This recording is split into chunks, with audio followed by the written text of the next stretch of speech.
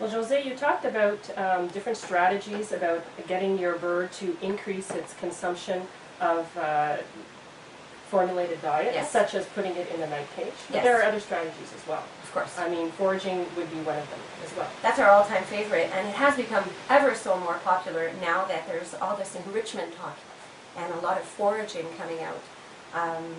Now, Suzanne, you mentioned that, well, I think this is one of your favorites as well. This originally was designed for cats. Exactly. It's not even designed for birds, but it's great because you can stick the granules right in here. You just take a pair of scissors, open it up a little bit, and then you can fit all different sized granules in here. And bits and sticks and biscuits as well. Exactly. What's unfortunate is many people tend to confuse the foraging to exclusively using the enrichment foods. But it's actually great for increasing the consumption of Tropican as well.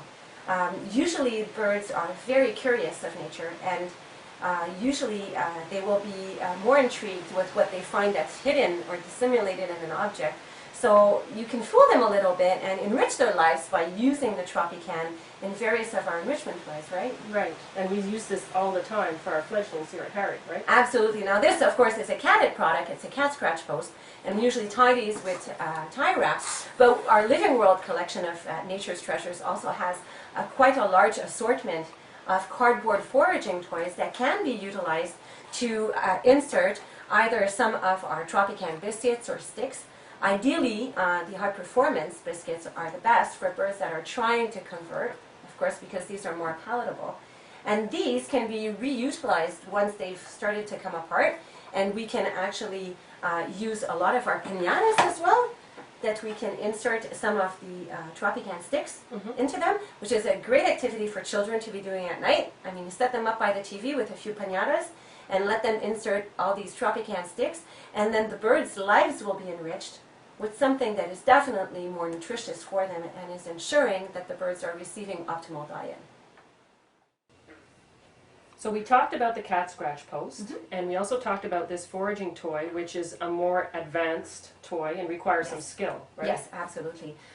Most of our fledglings actually are introduced types of advanced foraging techniques or tools or devices such as this one when they're in their 5th stage of weaning and education.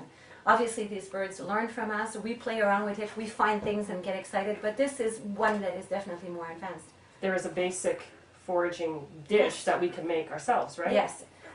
This is an Exoterra dish from our reptile division, but we actually use it quite a lot with our young birds, especially because it's very heavy and birds don't usually tip it over. We actually started using this because we were inspired by Dr. Petra Bergman at High Park Animal Hospital, who contributed to an amazing article in Parrot Life magazine that was using a foraging box. Now, her concept of the foraging box is a little bit more advanced yet because she also has a mirror in the bottom of her wooden box. But the idea is pretty much the same. Now, we inspired ourselves and mimicked what she was doing with her foraging box. And what we do is we use some very clean and polished stones.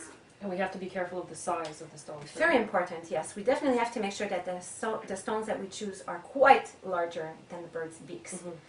This would be the perfect size to use for any of the perulas or the cockatiels, green cheek conures. And we then spread this in our dish. And these are available in all pet stores in the aquarium department. And then what we do is we're going to use whichever foods that we want to entice our birds to eating in this foraging dish. So we would then put perhaps some of the seeds, if this is the only place that they're getting seeds, then we would sprinkle some of the seeds inside of our foraging box. We can also put a little bit of mealworms in there as well. You wouldn't put fruit or soft foods No, like that because in it would there, right? spoil, so it would be a lot of work for nothing. And this is a perfect opportunity then to sprinkle a little bit of clay cow, which mimics what they would be eating in the wild.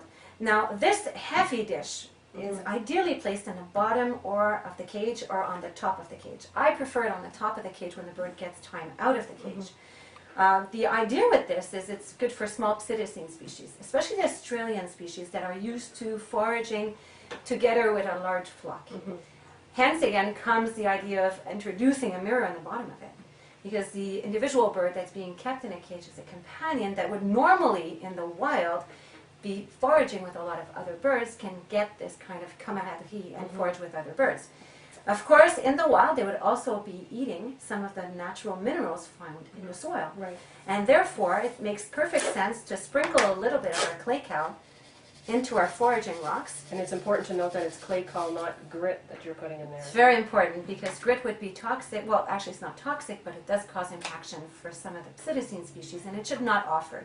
Grit should be offered only to the passerines, the finches and the canaries, the soft bills. Yes.